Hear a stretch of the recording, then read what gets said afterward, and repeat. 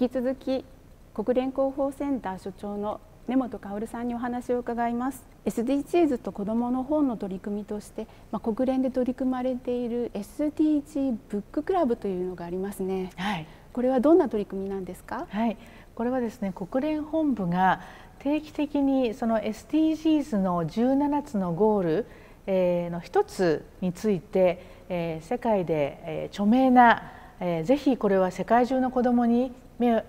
を向けてほしい、読んでほしいという本をピックアップして紹介するというそういったもので、日本からもですね絵本作家が選ばれて絵本がこのブッククラブで紹介されてます。目標さんに天童新さんと新井良二さんが、の作品である「どうしたどうした」っていうのが選ばれているんですよね。はい、いや天童新さんがこうした絵本をね、そうですね、書かれたってことは私もこれで初めて知りました。英語も出ておりまして、英語の本とこちらちょっと並べてみております。その英語版の What What What というのがブッククラブで紹介されてます。そうですね。このブッククラブでは17歳という史上最年少でノーベル平和賞を受賞したマララ・ユサフザイさんの本であったり、それから映画にもなった風を集めた少年という本であったり、さまざまな、引きつけられてしまう本が紹介されていて、これはそうか SDGs にもつながってたんだなと、そういうSDG ブッククラブというつながりの中で、枠組みの中で紹介されて初めてそうだというふうに思う部分もありました。私はオスカー・ワイルドの幸福な王子が選ばれているのがちょっとびっくりしました。国際子ども図書館では日本の子どもたちにもこの取り組みを知っていただきたいなというふうに思いまして、日本語の紹介文をつけてホームページで掲載しております。ありがとうございます。私どももこうした形で SDGs を促進する後押しができればいいなというふうに思っております。今回このリストに選ばれているサンキューアーモの作者大毛モーラさんがアメリカからコメントを寄せてくださいました。また目標さんには日本から天童新さんと新井良二さんの作品「どうしたどうした」も選ばれています。天童さんからもコメントを寄せていただいています。図書館というのはやはり知的好奇心を求めて人が訪れる、今はなかなか来館もね難しかったりってこともあるかもしれませんけれども、ウェブサイトあるいはそのソーシャルメディアを通じての発信を見て参考にしている方々多いですよね。それからブックトークみたいなことを図書館で企画なさることもある、あるいは識者を招いて本を紹介しながら講義をしてもらう、そういった試みもあったりしますよね。さまざまなその試みを図書館がしていらっしゃって、その中で一緒に世界をより良い方向に変えていこうという、そういう議論を方向性として打ち出していただけて素晴らしいなと思ってます。国際子ども図書館では先日環境をテーマに森を育てる活動をされている専門家をお招きして中高生を対象にしたトークイベントを開催しました。これも環境をテーマに子どもたちにいろいろ考えていただけるきっかけになったかなというふうに思ってます。子どもたちからどんな反応がありましたか？そうですね、やっぱり海と森をつなげるという活動をされている方ということで、そういった海が育つのが森を育てることから始まるということに驚きを感じたお子さんが多かったように思います。里山里海の話ですよね。そうですね、目標の14ですかね、15ですね、14と15ですかね。日本語の目標が海を育てる、森林をも育てるっていうふうになっていて、もうこの「も」ってなっているのがとても素敵だなっていうふうに私は思ってるんです。その舞台裏をお話ししますとですね、海の豊かさを守ろう、これがゴール14です。そしてゴール15が、陸の豊かさも守ろうなんです。でこれはですね、14、15それぞれ別個のゴールになっていますけれども、やはり SDGs というのは全体のつながりの中で考えますよね。標語を並べるのではなくて、つながりのある標語にしたいねと、広告代理店のコピーライターの方々にも相談しながら、今のもにこだわりながら。そうなんですね。なんか日本語だけそこがもになっているのがちょっとポイントだなっていうふうに私は思いまして、図書館の世界的な組織である国際図書館連盟というのがあるんですけれども、そこにはグリーンライブラリーという図書館自体の持続可能性に関する取り組みがあります。そこでは環境の持続可能性に配慮した建物にすることだったり、環境教育に図書館が積極的に取り組む活動が推奨されています。国際子ども図書館は2015年に新館を建築したんですけれども、太陽光発電を設置したり屋上緑化をしたりしております。これも目標への一歩と考えてよろしいでしょうか。そうですね、はい、エネルギーの地産地消ということは非常に重要なポイントで、特に日本もようやく2050年までに、脱炭素ゼロエミッションを目指すんだというふうに菅総理が表明しました。それに向けて、どんどんエネルギーの地産地消というものが進んでいくんだと思います。それからこの建物は古い建物を再利用して活用して成り立ってますよね。整備して、使い続けていく、これも SDGs 的な姿勢ではないですか。ありがとうございます。国際社会における開発目標というと少し遠いところのように思えますけれども、図書館にもできることがありますよね。はい、図書館は思いを持った人たち、あるいは思いの芽生えというものを持った人たちの背中を押してあげる、そういった役割があると思います。私はですね、やはりそれぞれ何かしら気になることであると思うんですね。その気になることというものをさまざまなものに目を向ける入り口にしてほしいなと思います。例えば私は食いしん坊で料理を作るのが好きなんですけれども、やはりその世界の食料事情というものに目が行きます。で、食料に目を向けると、嫌が応でも天気、嫌が応でも気候変動、気候危機に目が行きますし、嫌が応でもその水不足とか水というものに目が行きますし、それから物流とか、それに携わっている方々っていうようなところまで目が行ってしまうんですね。あるいは私はファッションが好きなんですけれども、そうするとファッション産業、アパレル業界というのはですね、世界で2番目に環境負荷の高い産業なんですね。そういった意味で、この産業の在り方、大量生産、大量消費、大量廃棄という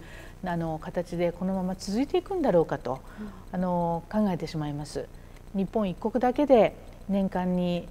10億着から20億着洋服が捨てられています。それから1人当たりの衣服消費に伴う CO2 排出量でいうと、日本が桁違いに世界で一番高いんですね。そうなんですね。で、そういうような暮らしをしている私たち SDGs を語る際にですね、やはり地球をもっと大切に、持続可能なものにしていくために、やっぱりライフスタイルから変えていかないとこれ持たないなと、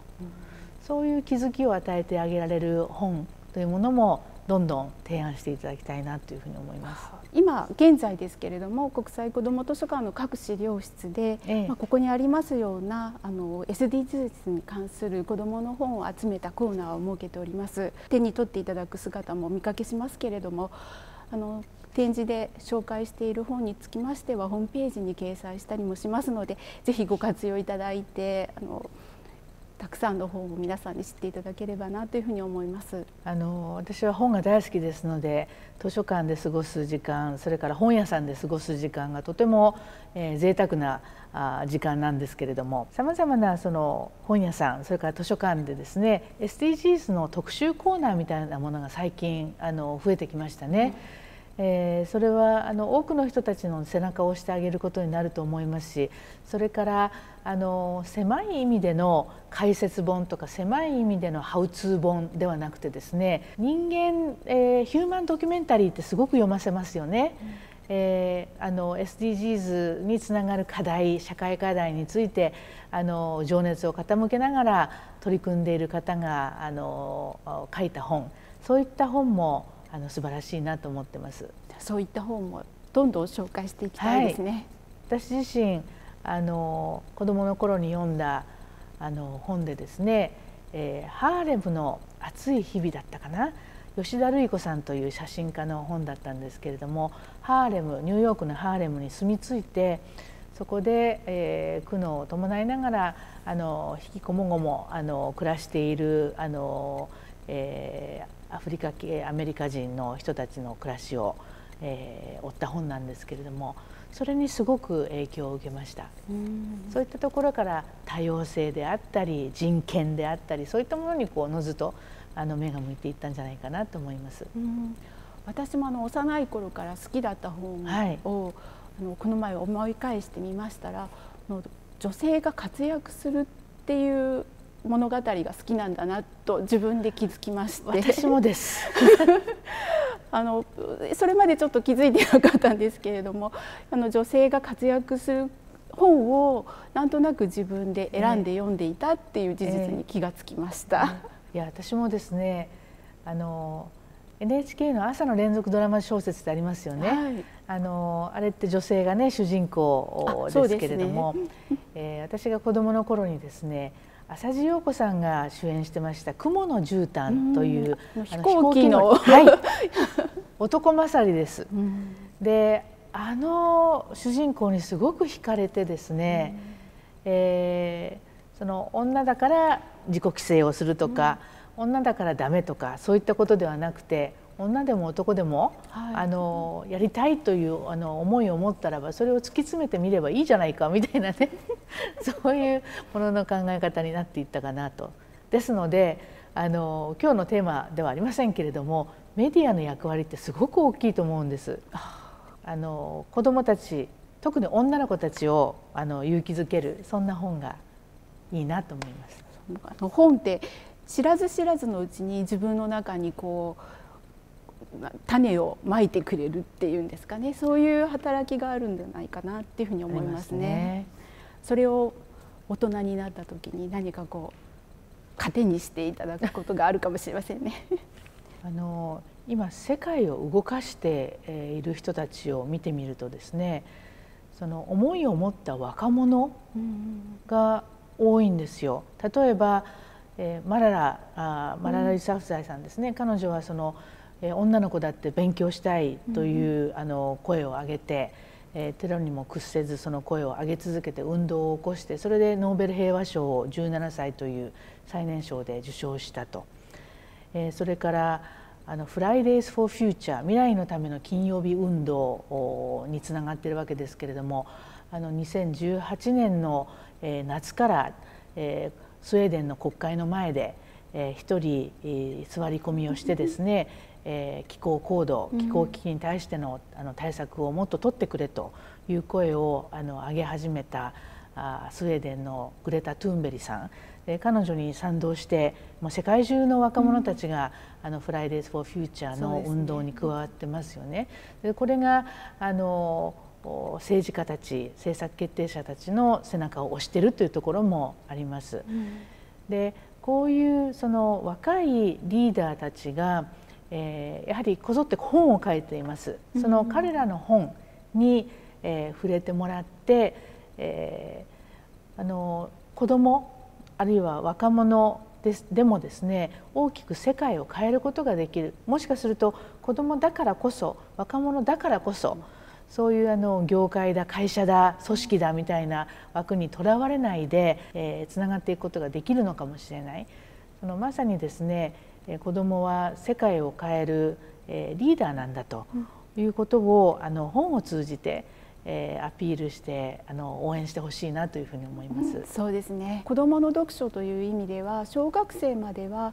読書率っていうのがとても高いんですけれども、中学高校と上がっていくに従ってなかなか読書という習慣が薄れていくよう傾向があるようなんですね。